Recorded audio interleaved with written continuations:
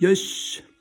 Bonjour à tous, du coup comme la dernière vidéo vous a plu, que j'ai eu beaucoup de retours, beaucoup de commentaires, vous m'avez demandé d'autres, tant pis pour vous, j'en fais une autre. Donc merci à tous en tout cas pour le retour, c'était vraiment cool. Donc aujourd'hui, petite vidéo sur, donc je donne le thème, ça va être Fudo Myo, et au passage on va s'occuper des Ichidai Mamori Honzon, voilà, ça va faire un bon thème, vous allez voir, on s'en occupe. Donc du coup, on va commencer par Fudo Myo. Donc qu'est-ce que c'est, qui c'est, pourquoi, que fais-je, qu'entends-je, puis-je. Donc on va commencer par son nom, Fudo, qui veut dire l'immuable. Voilà, donc en gros, il bougera pas. Et Myo, qui est en fait son statut, qui veut dire roi du savoir. Voilà, donc on va commencer par là. Donc dans la hiérarchie du bouddhisme japonais, les divinités sont classées dans cet ordre-là. Au plus haut, vous avez les Nyorai, qui sont les Bouddhas, qui eux ils sont au top. En dessous, vous avez les Bosatsu, qui sont les Bodhisattvas.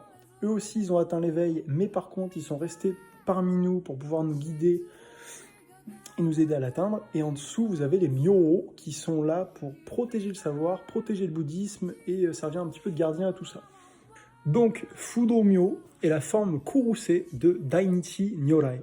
Donc, comme vous l'avez entendu dans le nom, Nyorai, ça veut dire que c'est au top de la hiérarchie, un Bouddha. Il faut savoir que Dainichi, donc le Bouddha du grand soleil, si on le traduit à l'arrache, c'est le plus important de tous dans le bouddhisme japonais. Voilà. C'est le top du top de la hiérarchie. Donc Fudo-myo, c'est la forme vénère de ce Bouddha. Donc son nom en français pourrait être traduit par roi immuable de la sagesse. Voilà. Et il est aussi connu sous le nom de Akala dans les autres pays. Passons à sa représentation.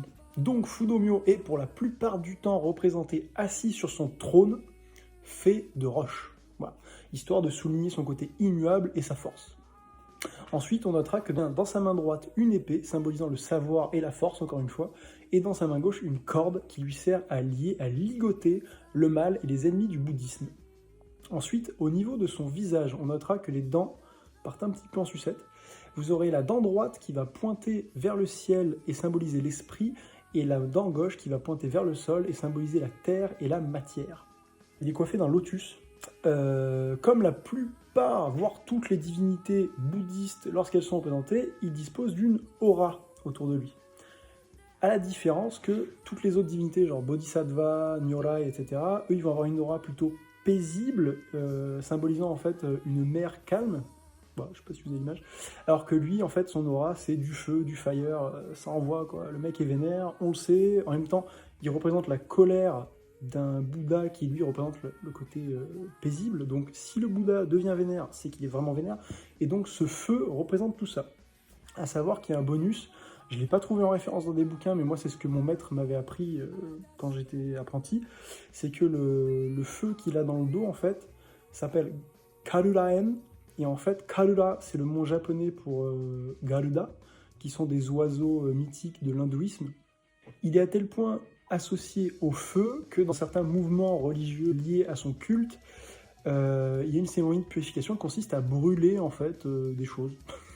Brûler des choses. Moi par exemple j'en ai vu une quand je suis allé à Koyasan et on a passé 1 heure à regarder la personne officiant en fait à faire cramer une pile de bois. Il faisait cramer ça pendant 1 heure en face de la statue de Fudo-myo. Donc pendant ce temps, il invoquait l'esprit de Fudo-myo, j'imagine. Voilà. Et je crois que la cérémonie s'appelle Goma. À vérifier, mais ça me dit un truc. 2 points importants à souligner ici, c'est que j'ai oublié de dire que sa peau était le plus souvent soit bleue, soit noire, d'accord. Et c'est pour ça qu'au Japon, quand on parle de Fudo-myo, en général, les Japonais considèrent que Fudo-myo, sa représentation vient des peuples africains, parce que il a les cheveux crépus sur les représentations, et il a la peau foncée. Voilà. Et il est plutôt tanké en plus. Donc bon, je comprends ce petit rapprochement qu'ils ont pu faire. Et c'est plutôt classe. Ensuite, il y a une deuxième représentation qui est un peu moins connue en Occident, mais qui est très connue au Japon, Kurikara Fudo ou Kurikara Momon, qui est en fait une autre forme de Fudo-myo. En fait, ça va être une énorme épée, donc l'épée qui tient, autour de laquelle s'enroule un dragon. Et en fait, c'est lui aussi. Voilà. Et c'est de là que vient le nom Monmon, donc Kurikara Momon. C'est de là que vient la dénomination du tatouage japonais dans les milieux de la pègre, donc dans les milieux yakuza, qui, au lieu de dire Ilezumi Yoshise Wabori, faut plutôt dire Momon. Et d'ailleurs, il y a un livre qui est très connu qui s'appelle Momon Neko, par Oritomo, ouais, qui est un bouquin où on voit des chats qui se tatouent, etc. Et donc le terme Momon, en fait, signifie tatou et vient de cette représentation de Fudo-myo. Donc maintenant qu'on a un petit peu dégrossi le sujet de Fudomyo, on va passer à la suite, qui est un petit peu plus velue. Ce sont les Ichidai Mamori Honzon. Donc en gros, les divinités protectrices de chaque génération. En gros, il faut savoir que donc en Asie et donc au Japon, on a les Junichi. Petite liste rapide des Junichi, donc des 12 signes du zodiaque chinois avec le nom en japonais et le nom en français. C'est parti, accrochez-vous. Donc en premier, on a Nezumi, la souris, suivi de Ushi, le bœuf, et de Tora, le tigre. Ensuite, on a Usagi, le lapin, suivi de Tatsu, le dragon, et de Hebi, le serpent. On enchaîne avec Uma, le cheval, suivi de Hitsuji, le mouton, Saru, le singe, Tori, le coq, Inu, le chien, et Inoshishi, le sanglier. Pour chacun de ces signes du zodiaque chinois, on va avoir une divinité protectrice, dont fait partie Fudomyo. Certains signes partagent la même divinité. C'est pour ça que pour 12 signes, on n'a que 8 divinités en place. À chaque divinité est associé un bija. Accrochez-vous, c'est du sanskrit. Donc le bija, c'est une syllabe sanskrite perçue comme la vibration sonore d'une divinité qui contient en elle le germe de tous ses pouvoirs. On s'accroche. Donc petit résumé pour perdre personne. En gros, vous avez votre année de naissance, à laquelle s'associe un animal du zodiaque chinois, à laquelle s'associe une divinité protectrice, à laquelle s'associe un bija. Exemple, 93, Toridoshi, c'est-à-dire je suis coq, la divinité protectrice c'est Fudo Myo, et le bija c'est Kaan, que j'ai à l'intérieur de la main juste ici. C'est bon, tout le monde suit. Je sais que c'est un peu velu. Avant de vous faire l'énumération un petit peu de toutes les divinités en fonction des années et des bijas, je vais faire une petite parenthèse sur le fait que dans toutes ces divinités, il n'y a que des Nyora et des Bosatsu, donc des Bouddhas et des Bodhisattvas, et que le seul mec vénère du groupe, c'est Fudomyo. Donc quand j'ai appris que j'étais coq, quand j'étais gamin, j'étais un peu triste parce que j'ai dit putain un poulet ça craint. Mais quand tu sais que c'est Fudomyo qui s'occupe de ton cul, ça claque. Pour pas que la vidéo soit trop longue et indigeste, je vais mettre à la fin la liste des signes du zodiaque chinois avec leurs divinités associées et leurs bija. Voilà, donc si vous voulez accéder directement à ça, vous l'avez direct à la fin de la vidéo. Tout ça pourquoi? Parce que je trouve que donc les Ichidai Mamori Honzon et dont fait partie Fudomyo sont un très très bon thème de tatouage quand on sait pas quoi faire et qu'on veut un truc qui se réfère à notre personne propre et qui claque. Donc on n'a qu'à prendre son année de naissance, on regarde le dieu qu'on a en relation et le bija qui va avec. Si on veut un petit tatou, on peut faire juste le bija.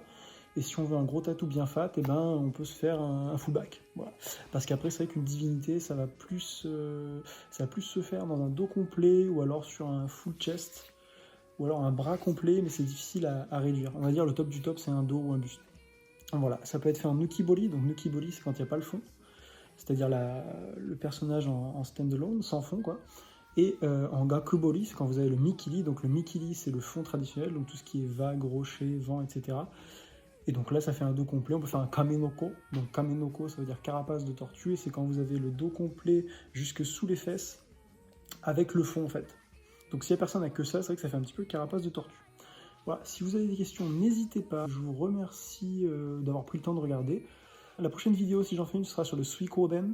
Donc ça, je vous laisserai regarder. Surprise, surprise. Et concernant vos dates de naissance et les signes du zodiaque chinois, je ne vais pas vous les faire par date. Sur Google, vous tapez votre date de naissance et il va vous sortir l'animal du zodiaque. En sachant qu'en général, le début de l'année commence entre fin janvier et début février.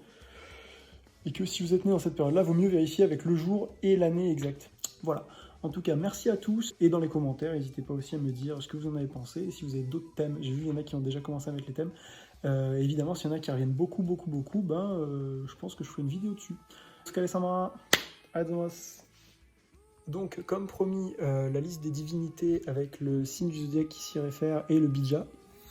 Donc, je commence par Nezumi, donc la souris. Donc, la divinité, c'est Senju Kanon Bosatsu, donc un bodhisattva. C'est Kanon avec les 1000 mains, là. Et le bija, c'est Kiri-ke. Ensuite, nous avons Ushi et Tora, donc bœuf et tigre, qui ont la même divinité, qui est donc Kokuzo Bosatsu, un autre bodhisattva. Et le bija, c'est Tara-ke. On enchaîne avec Usagi. Donc Usagi, la divinité c'est... Donc Usagi c'est lapin, pardon, la divinité c'est Monju Bosatsu. Donc c'est un bodhisattva aussi. De mémoire, il monte un Kaladishi, un lion chinois. Ça claque. Et le bija c'est Man. Ensuite, Tatsu est mis, donc dragon et serpent. Donc leur divinité c'est Fugen Bosatsu, donc ils la partagent aussi. Et le bija c'est An. Next, Uma, donc le cheval, la divinité c'est Seishi Bosatsu. Et le bija c'est Saku. Ensuite, encore deux qui vont ensemble, Saru, donc singe, et mouton, qui ont pour divinité Dainichi Nyorai, donc un Bouddha cette fois, donc celui au top de la hiérarchie, Dainichi Nyorai. Et le bija c'est Ban. Il ne nous reste plus que deux, donc Tori, donc l'année du coq, donc Fudo Myo, et la syllabe c'est Kan. Et ensuite on finit avec Inu et Inoshishi, donc chien et sanglier qui partagent le même, soit Amida Nyorai, un Bouddha, et le bija c'est Kiriku. Voilà.